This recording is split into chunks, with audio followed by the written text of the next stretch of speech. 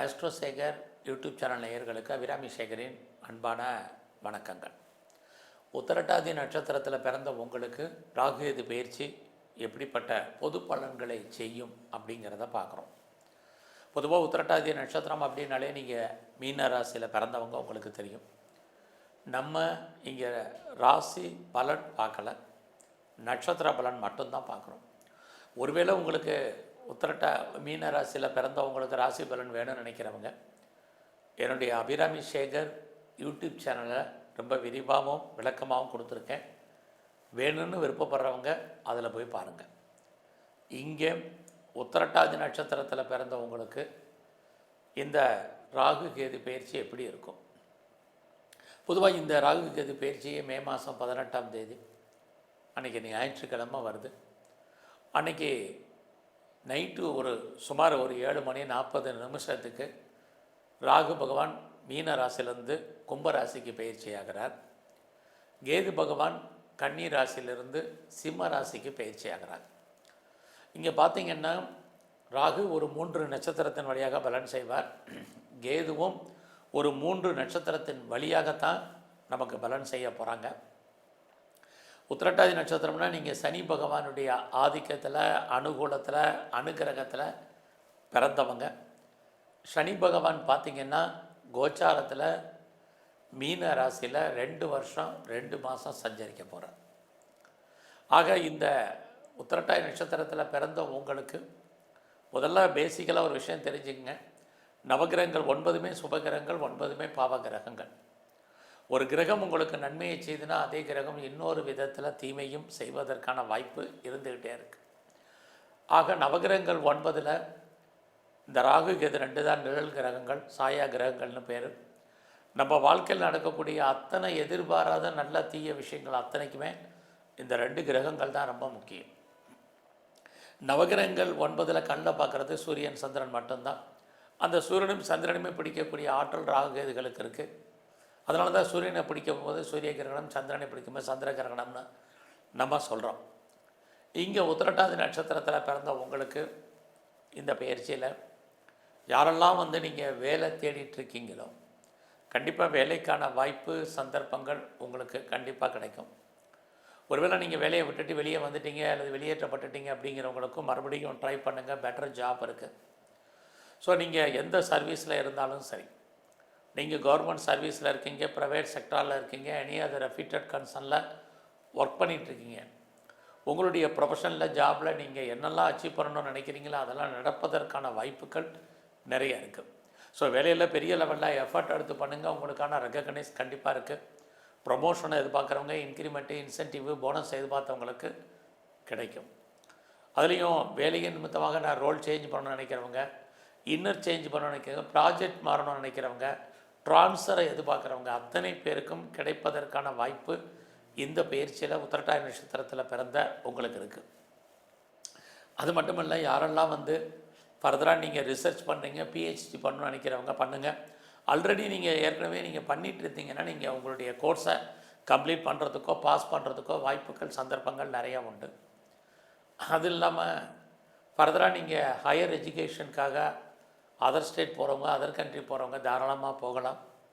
யாரெல்லாம் வேலையை நிமித்தமாக ஆன்சைட்டுக்கு ட்ரை பண்ணுறீங்களோ ட்ரை பண்ணுங்கள். உங்களுக்கு கிடைப்பதற்கான சூழ்நிலைகள் இது அத்தனையும் உங்களுக்கு உண்டு.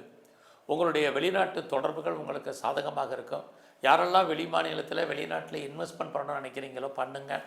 அதெல்லாமே உங்களுக்கு ரொம்ப ஃபேவரபுளாக இருக்குன்னு சொல்லலாம். இந்த காலங்களில் நான் பிஆருக்கு அப்ளை பண்ணிவிட்டு வெயிட் பண்ணிகிட்ருக்கேன். எப்போ வரும்னு தெரியல. க்ரீன் கார்டுக்கோ சிட்டிசன்ஷிப்புக்கு அப்ளை பண்ணியிருக்கேன். என்றைக்கு இதெல்லாம் வரும் தெரியல அப்படின்னு யாரெல்லாம் எதிர்பார்த்து காத்துட்ருக்கீங்களோ இந்த ராகு கேது பயிற்சியில் உத்திரட்டாதி நட்சத்திரத்தில் பிறந்த உங்களுக்கு அது வருவதற்கான வாய்ப்புகள் நிறைய உண்டு. அது மட்டுமல்ல, இந்த காலங்களில் யாரெல்லாம் நீங்கள் காம்படிட்டிவ் எக்ஸாமினேஷன் எழுதி ரிசல்ட்டை எதிர்பார்த்து காத்துட்ருக்கீங்களோ இந்த காலங்களில் நீங்கள் பாஸ் பண்ணுறதுக்கான வாய்ப்புகள் உண்டு.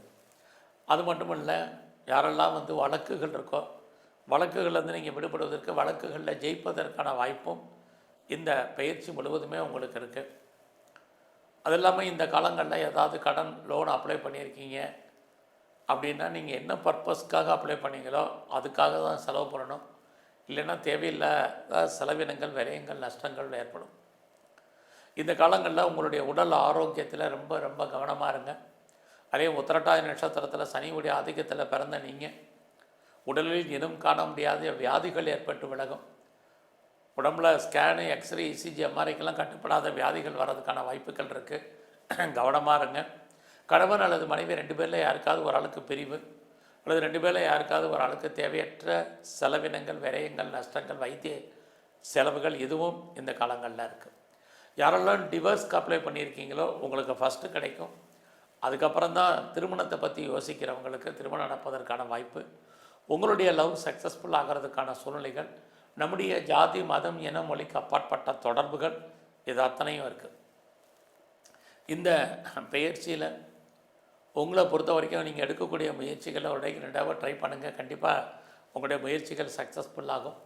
யாரெல்லாம் பெரிய லெவலில் இண்டஸ்ட்ரியலிஸ்ட்டாக வரணும், தொழில் முனைவோராக வரணும், என்டர்பிரனராக வரணும்னு ஆசைப்பட்றீங்களோ உங்களுக்கு அதுக்கான வாய்ப்புகள், சந்தர்ப்பங்கள் உருவாகும். கவர்மெண்ட்டால் உங்களுக்கு ஏதாவது காரியம் ஆகணும்னா நல்லது நடக்கும். இது அத்தனையும் மீன ராசியில் பிறந்த உங்களுக்கு இருக்குது. அது மட்டுமல்ல, இந்த காலகட்டங்களில் யாரெல்லாம் பெரிய லெவலில் இண்டஸ்ட்ரியலிஸ்ட்டாக வரணும், ஒரு தொழில் முனைவோராக வரணும்னு நினைக்கிறவங்களுக்கு அதுக்கான சந்தர்ப்பங்கள் இந்த பயிற்சியில் நிறையா இருக்குது. இந்த பயிற்சியில் உங்களுடைய ஃப்ரெண்ட்ஷிப்பை மெயின்டைன் பண்ணுங்கள். நல்ல நட்பு வட்டாரம் உங்களை விட்டு பிரிஞ்சு போவதற்கான வாய்ப்புகள் நிறைய உண்டு.